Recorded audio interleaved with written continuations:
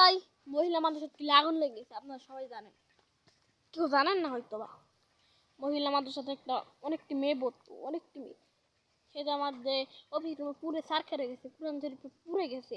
আপনারা মহিলা মাদ্রাসার জন্য দোয়া করবেন, এটাই আমার ভিডিও, দোয়া করবেন মাশাআল্লাহ। ইয়েস ভাই মহিলা মাদ্রাসাতে আগুন লেগেছে, আপনারা কেউ জানেন না হয়তো বা।